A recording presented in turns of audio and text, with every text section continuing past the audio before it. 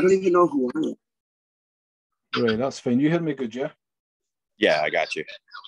Awesome, that's fine. So, listeners of MMA Lowdown, we're going to be talking to Chris Wade, featherweight in the PFL. He's due to be fighting later this month against Bubba Jenkins. Thank you for coming on. How are you doing? Yeah, absolutely. Anytime. I'm doing good. I just finished up a workout, and I'm hoping that the weather is gonna be nice over here where I'm at. Gonna just try to get outside today a little bit, break it up. Awesome, man. So where are you now? You're not in Florida? Are you still in Long Island? Yeah, I'm still in Long Island in New York. Awesome, man. Have you ever fought in Florida before? No, actually I haven't. I've trained in Florida though, a fairly good amount, like training with Henry Hooft and those guys down there. A good bunch of people to be affiliated with as well, for sure. Yeah, Henry's awesome. So I do like week-long stints down there once in a while. Not as much these days, but when they had the old gyms, I did. Yeah, was that down at Sanford? It was actually before Sanford. I haven't been to Sanford yet. This is when it was like still Black Zillions, and then when they moved up to Lantana for a little while. Awesome. So before I jump into the fights, I just want to get a wee bit of an idea behind the preparations. How's the camp been overall? Is things all kind of on track? Everything good? Yeah, everything's going amazing. I just want the fight to be here. I wanted to fight on the 13th, which is originally where we were scheduled, to face off. But now we got pushed back 2 weeks. So I'm just taking that time to try to really, break him down and figure out what'll work best against him. Yeah, it's the irony, isn't it? Always when you're wanting things to kind of run in a certain way, it never ever happens. Never ever happens. Nah. Yeah, I just look at it now like it's all happens for a reason, like a good positive reason, and I just let it be what it is.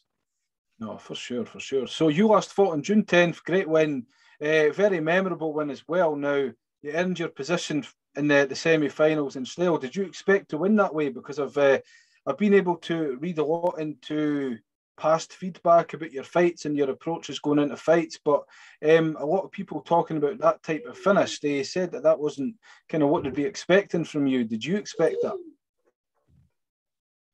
You mean the knockout? Yeah, the knockout, yeah. I mean, yes and no, because like a lot of people, like they don't expect that because they're just looking at like past fights. Yeah. But I know who I am as a fighter, like in the gym and what I'm capable of. So it's just been one of those things where, look, when you develop as a fighter, I grew up a wrestler, right? So I fought one amateur MMA fight, and then I went straight pro, like right away.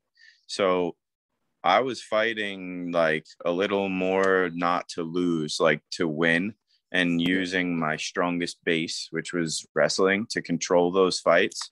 And I was doing really well. Like I was winning, but people just want to see, they want to see those finishes. So I've just committed to myself more. I'm in a better place, like as I age in MMA mentally, where I don't give a shit anymore. Like I used to fight like, what if this or what if that? And when you fight like that, you lose opportunities anyway. People don't want you to fight. Like, so I'm so athletic that I just had like a talk with myself, and I was like, man, we need to try to hurt people when we fight, like really, really hurt people. So I think that's what the difference you're seeing this season is. I'm putting myself in positions where those knockouts can take place. I really wasn't giving myself those opportunities earlier in my career. I would literally smother those opportunities. Mm-hmm. So would you say then, like based on that, because I've been able to see certainly from previous fights to your most recent fight as well, would you say that finishes, certainly at this stage, is it that bit more satisfying for you, being able to truly feel that you can be in your complete comfort zone now? You're not overthinking about the smothering or the wrestling, and you're kind of moving away from the base. Is it more satisfying? Yeah, I have to admit it is kind of satisfying to be able to, as a fighter, I don't know, maybe other fighters can attest to this too. Like you said, when you're able to drift off of your base and like, so being able to get a knockout there against the guy who's like basically makes his living as a knockout artist. Yeah. That was what that guy's thing was. So that was really very good for me as far as what would you I'm at a loss for the words, but it kind of reinforced that I'm capable of I could knock out, whoever. I just need to put myself in those situations. No, for sure. So I noticed that you're at featherweight now. So a lot of your fights were 155 pound. Certainly with regards to the PFL, what kind of brought that change? Because most people, certainly if they're very seasoned and they're moving up and moving up and moving up in age, what's made you want to kind of come down in weight? Is it easier to do now, or? It's not that it's like easier to do now. It's that this is just where the opportunity presented itself. I feel like I just needed to try something different. It's not that I wasn't successful at 55. I was, but the guys are a little bit bigger, and they're coming down from like 185, 190, and I was walking around at like 75, 80 at most. And I don't know, I could just kind of feel the difference when you're hitting each other. And now going down to 45, I feel like this is something that I probably should have done a little while back. I've always had my teammates and coaches be like, yo, I think you could make 45. Even like in my first UFC fight, I tell everyone that, like, while I was being interviewed in the back, they were asking my coaches if I could go 45. Yeah. And I was like, hell no at the time. But yeah, I had a little taste of it now. And now I'm like, yeah, I like this. Yeah, it seems to be working. It seems to be working good. So you and Bubba Jenkins, semi-finals now. You respectively, you've been here many times. He's not. Do you think that's going to change anything? So we know about levels and experience. Bubba's very experienced in his own right through MMA, but not to this kind of level in the PFL with the additional pressure that you've got more experience in. Do you feel that's going to play any change in that?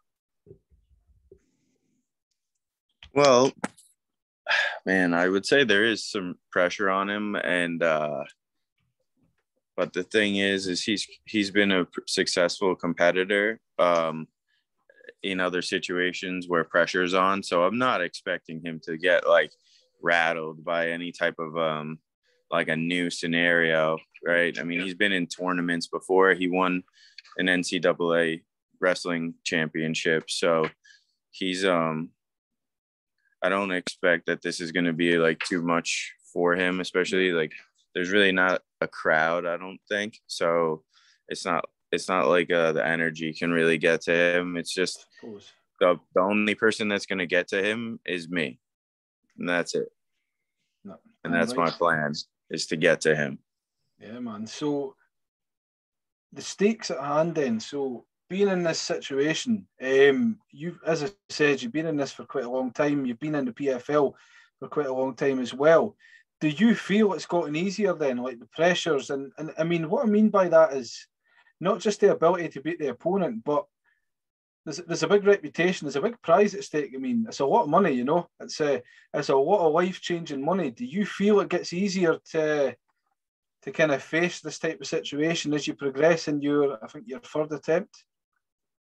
This is my third tournament, so it's my third trip to the semis. I thought I won the first time I went to the semis. I really do. That was like a really close fight, and I felt like I did everything I needed to win that fight. Last year was kind of like a step back from last season, where I lost like a unanimous decision to Loic, who is like the 1 seed at 55 now. He's no joke. He's a big boy. And I just didn't scout him. We were watching the other guy that was in the weight, Islam Mamedov, because he had this long unbeaten streak. and I put all my eggs in that basket. I wound up fighting like a different dude I didn't really know anything about. Second fight of the night, an hour later, like, this is different. This is like, I know I've been here before. I know what type of balls a fight like this is going to take, for lack of a better word. Like, this is one of those fights where it's like, you know, you got to kill me. It's not just like a regular payday fight. Everything's nice in there. Like, nah, I'm really trying to hurt him. And I think that's just a product of like my new mentality. Mm-hmm. I know what it's going to take. I've been screwed before in this exact round of the playoffs, in my eyes, by judging. So I'm fully planning to not leave it up to any judges. I just want to get a finish and move on.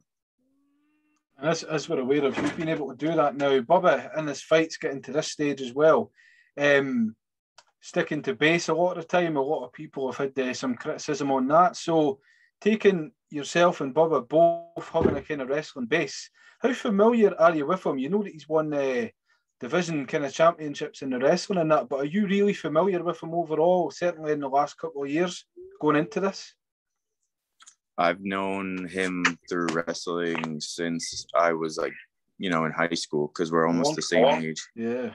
So when you wrestle like nationally, you kind of know a lot of the more highly ranked wrestlers, or the ones that are more successful going into college. So I've known about him for a while, but you're right. Like, he really can only, I'm a more complete MMA fighter than he is. I'm more dangerous. Like, I have better submissions. I scramble, like, I probably scramble better than him.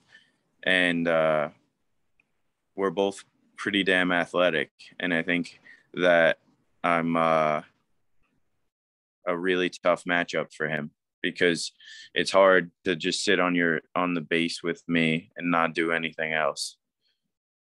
No, that's fair enough. And again, it goes into the base between yourselves, and if we're going by experiences and projections and seeing it from our end, we're certainly able to understand the difference between what dangers you both bring. So if we're basing it on that, then I can understand certainly what you're saying. Now, Brendan Loughnane. Now, we know Brendan's been somewhat driving a wedge between a lot of the featherweights based on the reputation, the finishes, the fights he's had with Tyler Diamond and that as well. Has that been sitting on your mind? The prospect of fighting him, getting through this fight and fighting him, is that something that's been on your mind? Yeah, I want to fight him too. Him and Bubba, I wanted to fight both of them since they started talking after the first fight, saying that it was just the two of them in the weight, basically. So that right away, kind of as a competitor, that told me, like, you need to get in there with these guys and change their mind a little bit. Yeah. It's nothing like no disrespect. He's a tough guy. He brings a lot of attention to his bouts, and that's all it is. I just, like, that's what I was saying in some other interviews where I spoke. For me now, it's more about like a fight legacy, and I'll let the prize money like come along with it, but I just want to get into some more like premier scraps to be able to really see like where I'm at. So I would love to fight him in the final. That would be like ideal for me, honestly. I just found out I'm like a little bit English on like ancestry.com on my, so maybe I have some family over there. You never know, man. It's Manchester, where he's from. It's a big place. It's a very big place. So if we're just talking then about yourselves, about you and Brendan, then if that does become, if he's successful in his bout as well, and it gets the both of you together, based on the reputation and the kind of fans that he's got, because he is becoming very well known, certainly as the man to beat. Would you be satisfied with beating him by a decision, or would you want to do it with a kind of bang, with an impact? I mean, if, you know, me and him match up, I'm going to look to finish that fight too, for sure. I'm definitely not trying to play any type of game, like I said to you, that involves judging when possible. So that'll just be one where, whoever makes the mistake, you know, first or most will win that one. Would you say this next fight's your biggest fight of your career, given the illustrious career you've had? Would you say this is the biggest one so far? Yeah, I mean, hey, listen, in this sport, like, your next fight is always your biggest fight of your career, because you're always judged off of that. Your last performance, everyone's got that, what you did last, in their mind. So I'm always trying to, like, improve upon that. This is huge, you know, like I can finish him. I could put him away in this fight. I know I can, and I will. And then we'll go from there. I hope it's like in a devastating way, get a nice like highlight and some following from it, and move on to the finals and just look to do it again to somebody. I think we're in that zone right now with camp. I know that I could get into the pocket and fight guys, and let's just see what happens. Yeah. As I said, you've shown it now. The PFL over the years, like, it feels like there's more anticipation now. It feels like now's perhaps it's at the top of its game in terms of eyes and ears on it. Do you feel like there's a massive shift from 2 years ago to now? Are you noticing the popularity and the kind of stakes becoming much bigger in that sense as well? Yeah, I definitely think that they have done a good job at making it a much more well-known organization in it, doing the deal with ESPN that they did.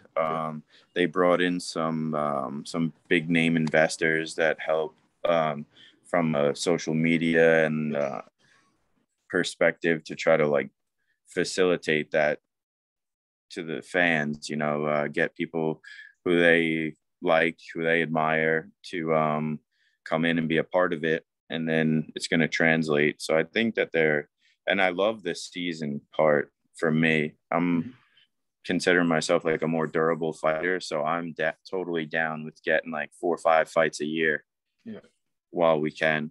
So I think it's awesome. Would you say your experience in the PFL, like in terms of the UFC and that, is the PFL very good treatment, very good experience overall compared to anywhere else you've been? I mean, the UFC has a good system. They've been doing it the longest. So it has a very smooth feel to it. And it's not like they don't like lowball any type of like lodging situation or anything like that. The hotels you stay at are nice, but yeah, the PFL has just flat out been better as far as accommodations to the fighter.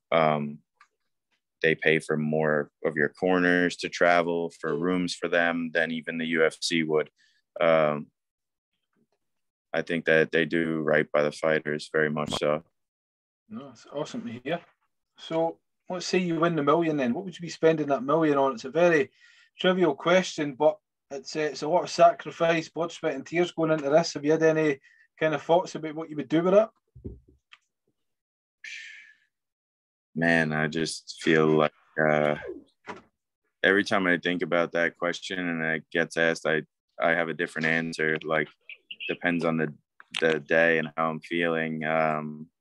It's really probably mostly going to go towards creating a situation where I'm like self-sufficient, meaning like invested. I'll probably try to be as smart as I can with it. I'll try to like use the money to make money, whether it's real estate or like actual market investments, probably, because most of my situation around here, I already have figured out. I have some businesses locally up and running. So it's not like I'm behind where I need to pay anything off. I want to use that to become like financially independent of needing to think about job or anything like that. That's a smart way to do it. It's the best way to do it. So just to tie up then, so going into the fight, Bubba Jenkins, how are you going to do it? How are you going to win it? I've been saying this, so I'm just staying with it. It's going to be, I'm seeing like a second round TKO where like he's up against the fence and like drops down and the ref has to break it up. Well, it's going to be some night, and we're all looking forward to it. We've been able to watch you progress. We've been able to see you grow in the PFL, and we're all looking forward to seeing you fighting Bubba Jenkins and earning a rightful place in the final. So I appreciate you for taking time to come on MMA Lowdown. Where could fans follow your journey? So you can follow me on Twitter at CWadeMMA. On Instagram, it's Chris Wade MMA spelled out. And then Facebook is just Chris Wade. You'll see the picture of me right away pop up. Awesome. Well, best of luck, Chris. It's a pleasure having you again. Thank you so much. Have a great day. Thanks for being on. We'll talk before the finals, all right? We'll talk before the finals. Make sure. All right. Take care, buddy.